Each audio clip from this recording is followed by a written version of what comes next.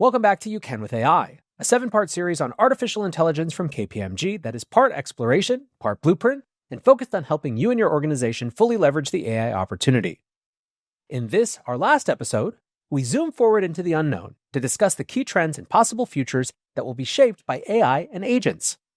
To discuss the key trends, we're joined by Steve Chase, Vice Chair of KPMG's Artificial Intelligence and Digital Innovation Organization.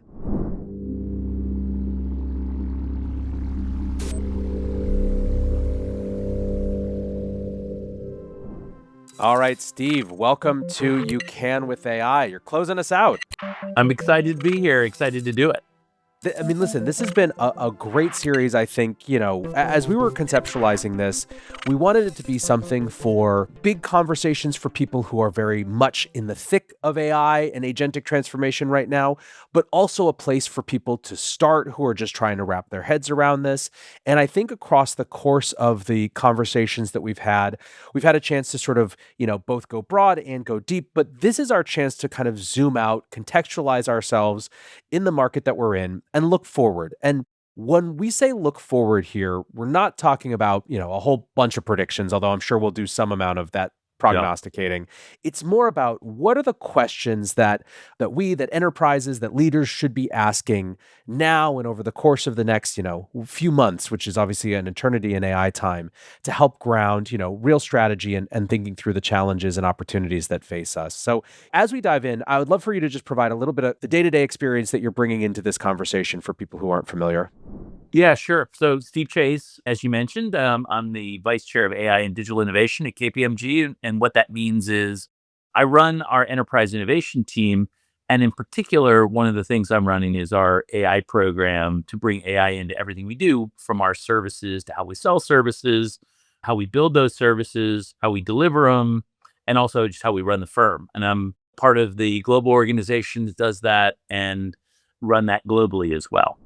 Yeah. So you have, I think, makes sense that we're doing the zoom out with you. You sort of inherently have a context to take this sort of zoomed out view and, that spans a lot of different parts of this transformation. I guess with that in mind, let's start by trying to understand, where we are now and how what organizations are experiencing, what they're thinking about has changed. Call it even in the last 6 months. What's the state of conversations today that are different or the same as they were heading into 2025? It's a little cliched to say right now by this point in the year, but it's still very much about people sort of wrestling with what agents mean. We have something we pass around. It's Jan Brady. Instead of saying Marsha, she's saying agents, because, it's just such a part of the dialogue right now. But there's also a lot of lack of understanding about what that means, where that is, et cetera. And we are seeing this breakaway between the leading organizations that are, they're piloting these things, they're trying to get those into production. They have spent a lot of time preparing for that. And the ones that are still, they look at their populations and they don't even have AI in the hands of a bunch of users. So, I think we've talked about before this idea that the leaders are starting to break away from and materially break away from the laggards. This is jagged frontier, if you will, of how invested are folks in this. And it's interesting because no executive you speak to has any doubt that this is the most transformative technology that they'll bring into their enterprises. So what leads to that, I don't know. But in terms of where the dialogue is with the leaders, it's about what's my agent strategy look like right now? How does that fit into my business strategy? What am I trying to accomplish with that? And how am I bringing my people along to have that mindset, to be able to think with the AI first mindset? And AI first, including the scale opportunity with agents. Because really, I think about this a lot. Agents is this opportunity to bring intelligence at scale horizontally across the organization to accomplish a variety of objectives that might not have been possible before. Yeah, I think that one of the things that the introduction of the agent conversation, as perhaps confused or ill-defined as some parts of it may be, brings is it moves the AI discourse from one that is strictly about productivity enhancement to something that is much more structural, fundamental, that's more about business redesign, new product or service design, new business, revenue opportunity.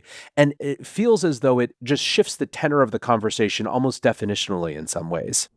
I agree entirely with that because what we're talking about during this phase is rewriting fundamentally how businesses operate potentially in the way that maybe we were doing with the internet, but even more so because it's not just how supply chains work or how customers get access to products or whatnot. It feels even more fundamental than that. Potentially, we're having legitimate conversations about, hey, do we have the right org charts right now? Like, is this going to survive this? I do want to step back on the productivity thing because actually I think there's a piece there too, which is we're really unlocking some of the most value potentially really unlocking some of the most valuable employees in an organization.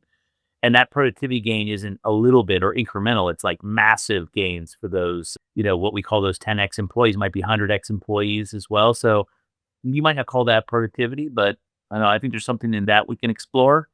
Yeah, and this isn't the kind of thinking that anybody's really paid to do very often is to, hey, I need to rethink like how we work, what the actual business model of the firm, will it survive in its current context?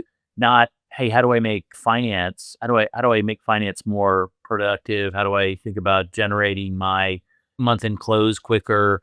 We're really talking about I don't want to be cliched, but like, how does finance, procurement, operations come together into make potentially just a different kind of an organization altogether to deliver organizational goals?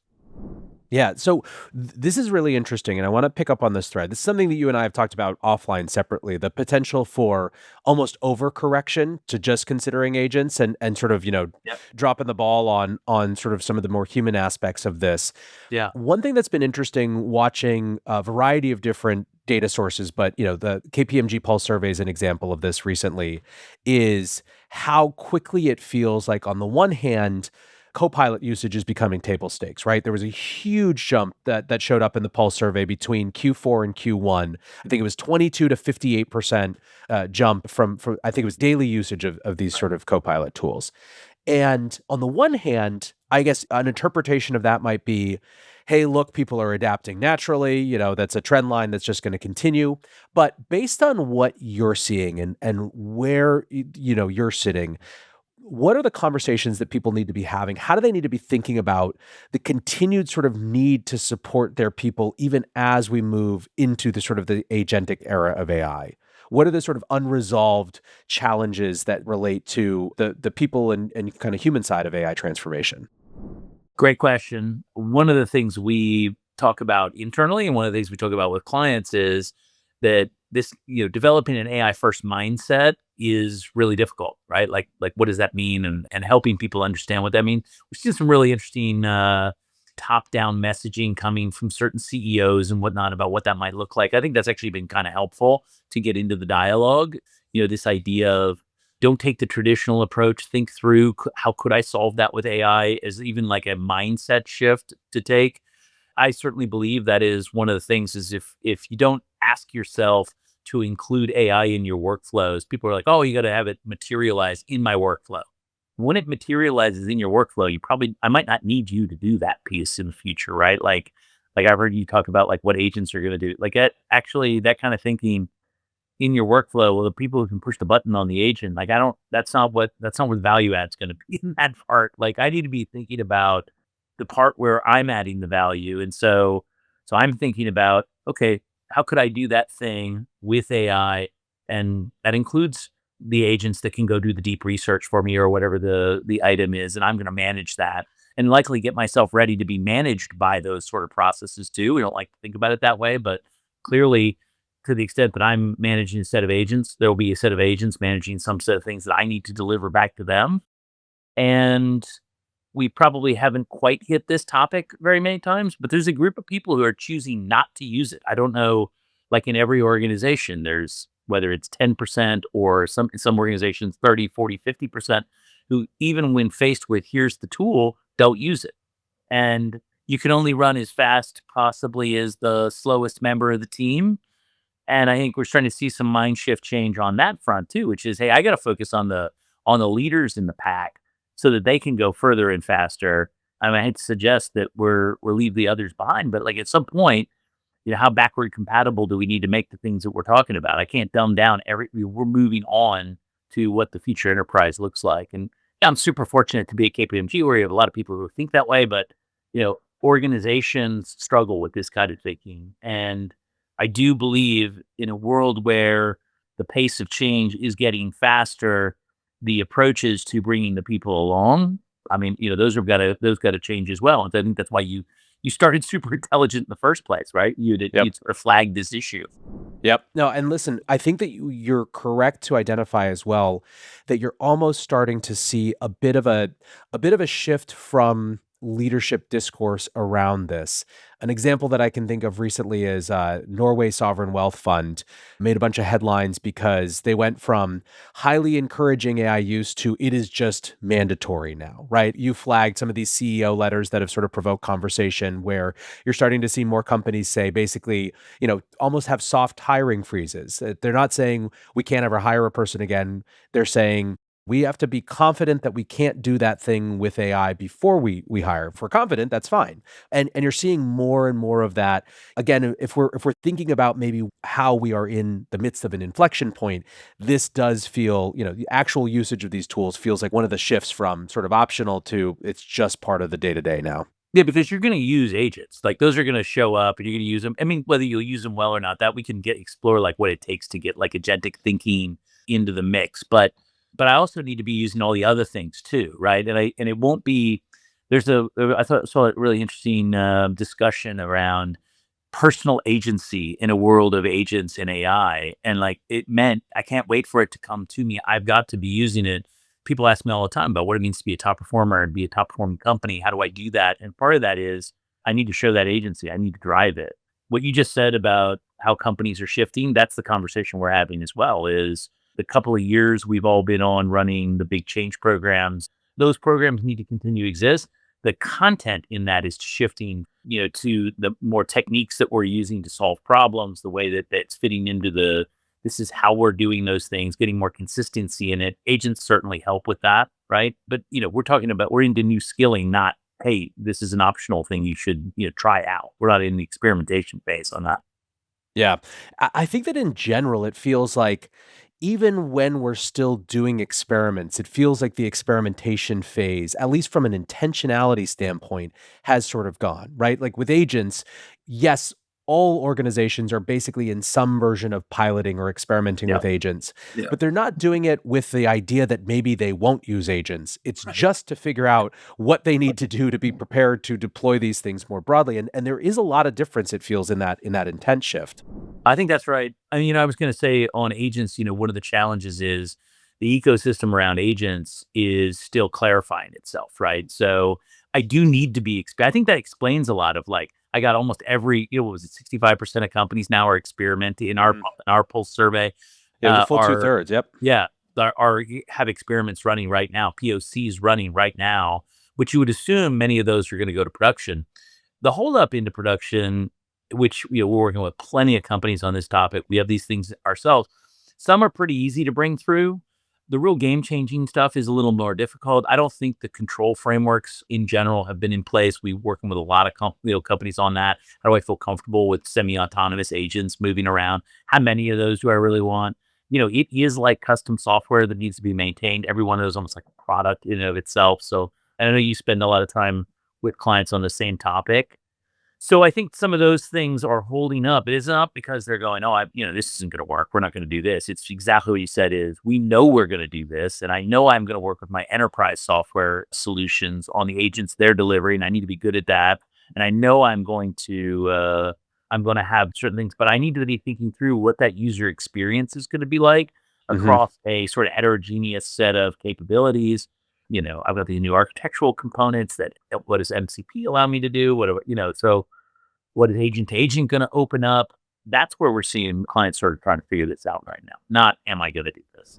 Yeah, absolutely. And so it's interesting. This is actually perfectly segues to what I wanted to ask you next, which is on the one hand, there's some part of the sort of issues and things holding full deployment back are being raced to be solved by the sort of the market right now, right? You have agent infrastructure companies, you have the protocol standards that you just mentioned, A2A, MCP, that are sort of racing with extreme haste to solve some of these questions. I think it is extremely notable that if you look at standards wars in the past, things like, even email standards were decade-long battles Yeah. between, turfs and factions.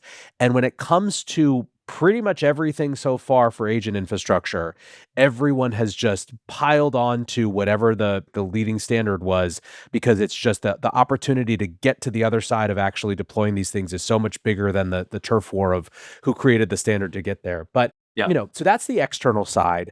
But and you started to mention this, but what are the types of conversations that companies are having right now and are going to be having over the next 6 months to get them prepared for sort of more full deployment of agents? We've talked about the human side of that. You sort of have referenced maybe some of the governance issues, but what are the key things that people are working through, as we speak? Well, there's a bunch of them. We talked about ecosystem and tech, right? Making some key choices around that, leveraging the investments they've already made. Being on a much older system is a real holdup right now. Because the agent capabilities aren't being deployed in those. You need to be in. So there's those things. Plus, you need to think through: do I have the right ecosystem? And me be willing maybe to be a bit long on some ecosystem decisions, like piloting things, and so there's that. On the human side, for many years, the part of a project that tends to get cut a little bit, oh, we'll just do that ourselves, is change management, training. If you're rewriting business processes, you're going to spend more time in training. You need to be thinking about what the training organization is, what your partners around training, where the content's going to come from for there. And I honestly think that may be, Nathaniel, I think that's still a high hurdle because those deployment costs are actually quite high. Everyone wants a silver bullet, but the silver bullet requires a set of things to be a silver bullet. Otherwise, it's going to look like, I think there's a trough of disillusionment coming where people are like, oh, I didn't get any benefit out of it. Yeah, surprise. You didn't do the things actually that we know are required. And we actually cut that out of the budget, right? I mean, so that I'm really concerned about. Data, I mean, and I'm not even gonna call it data. Like actually, I think data is there's some really awesome solutions coming in the data space, and some of them are already there. Many probably people listening going, yeah, I've implemented some of. It's gotten a lot. It's gotten a little bit easier, but there's still expensive investments. If you're thinking about what am I going to do with AI, data is the most expensive area. Knowledge is way more valuable right now than data in this. Like, what do I know? And this is often, you put a chatbot in front of something, you figure out like, wait a second, we don't even know what our policies are not as clear as we thought they were. No wonder, we have poor results coming out of, for example, our customer engagement because the people we're training and we have high turnover because they're frustrated.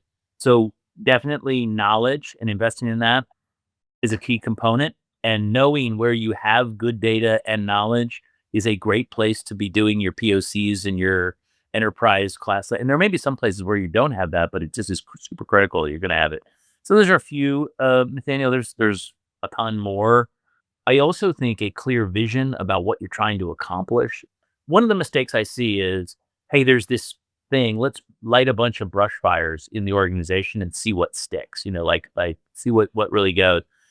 And I actually subscribe to that because I like the idea of distributed innovation with a way to harness that and then bring it back to the core. But without that and the vision for it, no one ever sees the opportunity to scale that.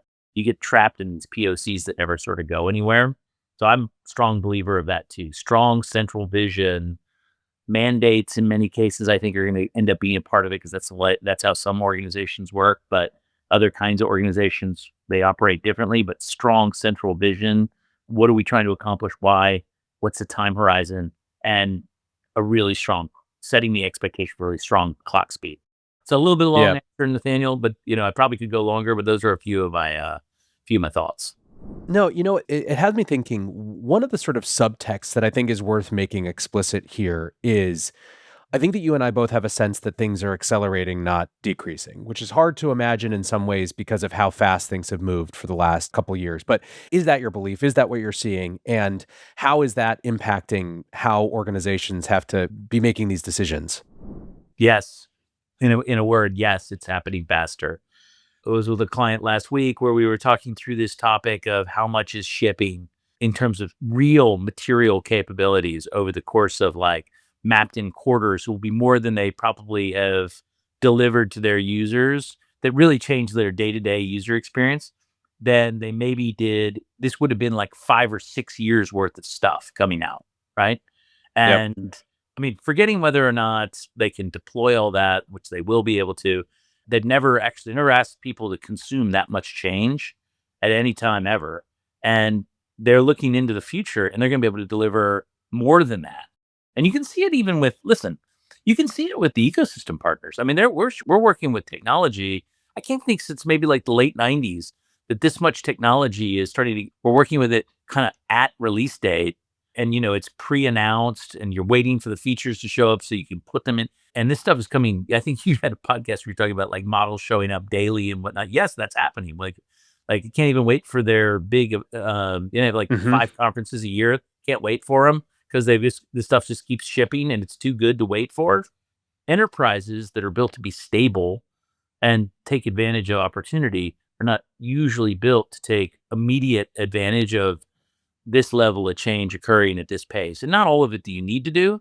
Some of it's pretty critical. And one of the things I think we've learned, a lot, everyone probably knows, is how much drift happens when that much change is happening. Like alignment drift can happen. I can't go test all that stuff manually if I put that much new things in. I'm going to have test harnesses, frameworks, et cetera, for the way that I'm doing my evaluations. And I can't just do it on the new stuff. I got to do it on all the old stuff too, right? So you're making the right now into legacy really quickly. I guess I'm going to say it that way. So all really difficult challenges, absolutely moving faster. And the things I think organizations can start to do is, how do I start to create an organization that thinks like this, that thinks on a different clock speed? And what can I do with automation and agents themselves to actually manage the changes that agents and AI are going to drive into that ecosystem as well? And you don't hear as much of that. I mean, I think some real leading organizations are doing that. Nathaniel, if you're not in it and doing it, you actually never really think about how important that is. If you are in it, you realize pretty quickly, oh, this is like the most important investments, and I probably am underinvested in it. Yeah, no, I think that there's a natural when you think about it as software, your decision set is which of the software that I use to replace what processes that I have currently. Yeah. Whereas the implications of this really involve organizational change and new infrastructure for adaptability. I mean, even just by one small example, knowing the difference between the jump from Google Gemini 2.5 to 2.5 Pro, how much do you have to care about that as opposed to the jump from 4.0 to 0.3, right? Like the 4.0 to 0.3 jump fundamentally unlocks completely new use cases. The jump from 2.5 to 2.5 Pro optimized for coding a little bit more, right? These are two fundamentally different types of knowledge sets, but most organizations don't have a structure where they could even internalize that in any real way. Clearly. And so what's you have to have a good signaling and research organization. We use a lab environment to continually bring that kind of insight back in and turn it out. Because the other thing is the new models, they cost more, they're more and I don't need them for every use case. And so the bias isn't that they're better for everything, they're better for some things. And so thinking about that is also an important piece. But you don't want to overthink that, because the way it works is it's expensive for a little while and then the prices come way down really quickly, which is I mean, don't you feel like that's been like one of the really interesting changes?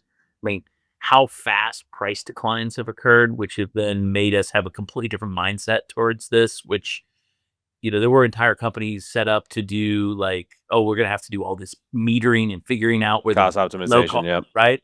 Well, who's doing that now? Yes, I need to be worried about it in the beginning, but like that, like ultimately these things are all, I don't want to say they're headed towards zero, but that's what ends up happening. So I don't know. It's a really and again, do I want every one of my users trying to figure out? No, my systems need to figure that out for them too. I need that insight into what they're trying to do. It needs to use the right models.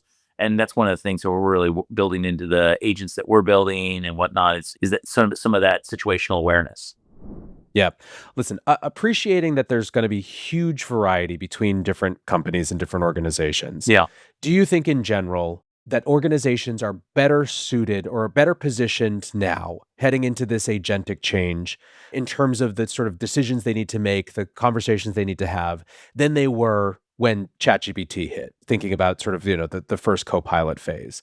Are they, are there structures that they've built out over the last couple of years that they can rely on?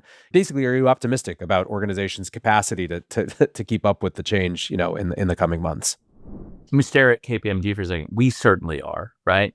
We've used this period of time to really change the way we think about this entirely about like how it fits into the work we do, the products that we offer to clients, the way we do our services, the way we train our people, et cetera.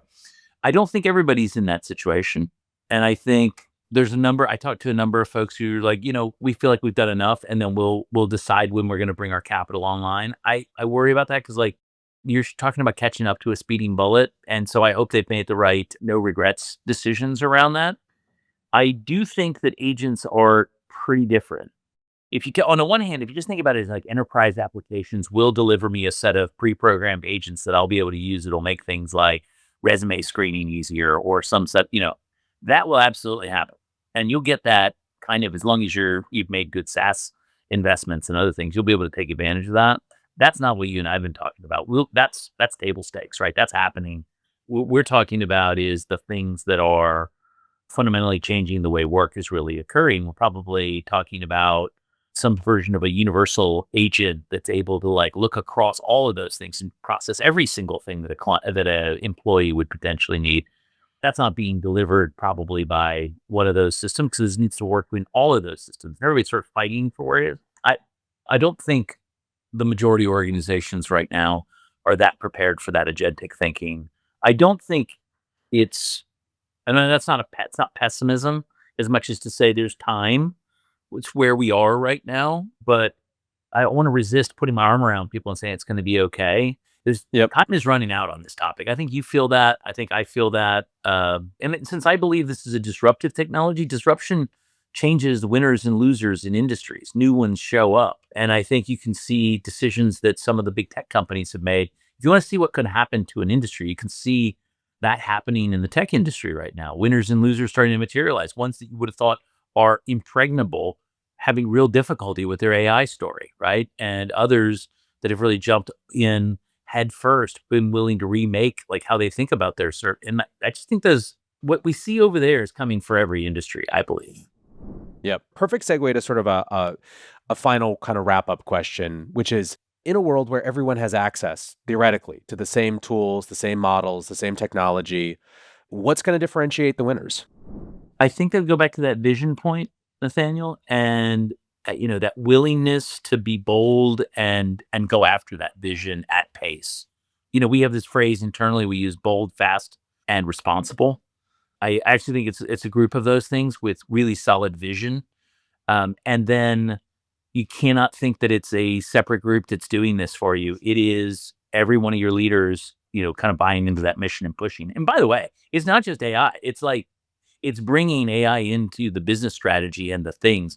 Like if you just think, oh, well, we'll do this with this AI thing. AI first mindset, really important, but it includes all the other things that are really important as well. Like it needs to come into the other things. So like if we're working on our delivery model, well, that includes AI, but it's not just that, right? But I think vision and that commitment to, I'm going to use our phrase, bold, fast, and responsible, but something like that because of the changes in clock speed, the pace of this thing and whatnot.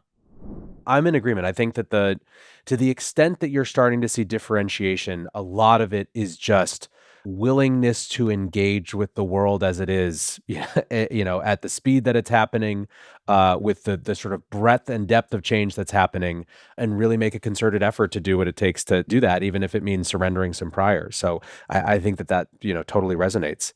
Can I ask you a question before we wrap up? Of course. I've been quoting your Doctor Strange example Mhm. quite a bit. I actually think that's quite it's a good mind experiment, right? Like, or a good thought experiment to do is if Mhm. you could horizontally scale an agent that can do some sort of thing and can go out and work in that way. And I know you've used a couple of examples. Thoughts on how we bring that into this discussion? We haven't really talked about that idea of the real horizontal scalability, how we bring that in. What are your thoughts on how we ought to be bringing that more into the conversation? So I think that if we are trying to kind of understand where we are right now, right? And thinking, look ahead. A framework that Microsoft shared recently, which I think is fairly useful, is this sort of trajectory towards everyone becoming an agent boss. So their idea is the end state is us managing, big swarms of agents that do things. And where we are now is more figuring out how to collaborate. We've spent some time figuring out how to collaborate with, co-pilots as assistants.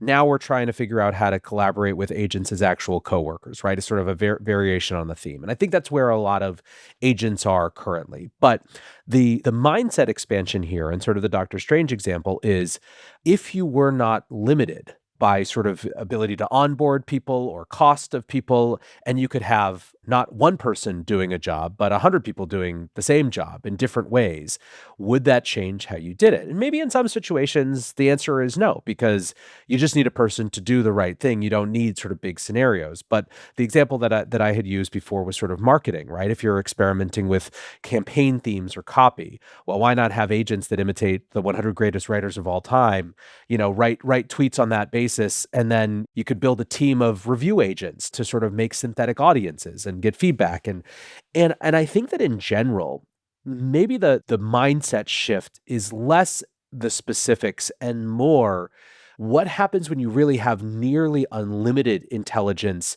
in infinite variations. Like, how would that change the work that we can do? And what would the process change? Would we look at, are we going to all just be curators of the different work that might have happened, picking the best work, from what did?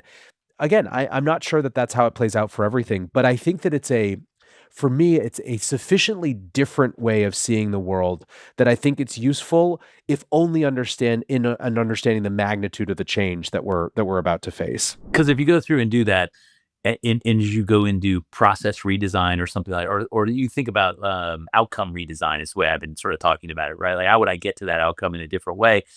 You think, well, why do we sample that thing? We should just do 100% of it because we have that availability to do that. Why would we do that in batch? We should just do it real time because we now have the ability, right? Like, it changes your mindset about like how I would accomplish that, because actually the way I'm accomplishing it was a set of accommodations based on Yep. restriction led to that. That's really hard thinking. Even in small ways, we're seeing just the ability to do more. We have an audit product to help companies figure out what agents they should be Yeah. deploying. And it's based in a very, like a standard sort of professional services consulting type of idea. You interview people about what they do to try to figure out what changes you might want to make. Except because we're using voice agents, we can interview everybody comprehensively and at length and process it all, in hours, not months. And you just never would have thought to interview every single person in an organization or department before, Yeah, because right. it'd be ludicrous, right? And Yeah. it doesn't necessarily, like, listen, sampling and statistics are valuable tools. They can often get you, a lot of the way there, but there are just all these opportunities that were never even considerable before that are now. Yeah, right. I would say the other side of that is people can get too infatuated with the tech and start to forget Yes. people. And, at the end of the day, one of the things we think about is so that I can be more with my clients, so that I can be more with my people, right? Like, because that's still super important as well. It's like that piece, that's showing up, being there, being able to do that. Like, that's what this is giving us, and to be able to be more effective in following up and making sure and everyone knows what happened. And so, like, that's the thing we're trying to get to. Well, this is absolutely, there's this other dimension of this, which is, in addition to just thinking about how differently work can get done, there's the other dimension is thinking about how differentiated the opportunity, like what the product or service on the other side could actually look like. Yeah. And I think customer service is maybe a really useful example here, where it's so natural that the first phase of this is, the customer service agents have some instant benefits over humans, the agentic versions, that they don't get impatient, they don't get bored, they're all these things that are useful, where they're available 24/7. But my strong guess is that customer service in almost all areas ends up becoming closer to a hybrid of AI agentified customer service plus luxury Ritz-Carlton concierge style human customer service at the top end, because it's going to be a prestige position instead of just sort of, something at the bottom of the totem pole, because people are going to differentiate on how great their customer service can be because it's now they have the opportunity to. And I think that'll be a really powerful shift as that starts to happen. And there are a ton of examples where that's true. I mean, our family buys our cars from a place that is the best customer service because of that, right? Yep. 100%. So anyway, well, listen, Nathaniel, has been an awesome conversation. As always, Steve, what I'm looking forward to is just how radically different this will be if we redo this again in 6 months. But I think, what I will say is, for people who are listening, look for the fundamentals, sort of the big principles underlying this, because I think that they're going to be more instructive maybe than the specific details. Like, yes, you need to get your data ready, but I think, broader mindset shifts, thinking about actually articulating vision, that's where a lot of the big changes are going to happen. So hopefully this series has been a help, Steve. I think this is a great way to close it, and appreciate you taking the time. Yeah, we've been really pleased and proud to be able to do this with you, Nathaniel, and we know you're one of the leading voices in this, and we're kind of proud that we're becoming a leading voice in it as well. Love it. I think this will help, and hopefully all the listeners agree. All right, great, thank you. Thanks. This has been You Can with AI. Check out all 7 episodes and learn how you can better integrate AI into your organization today.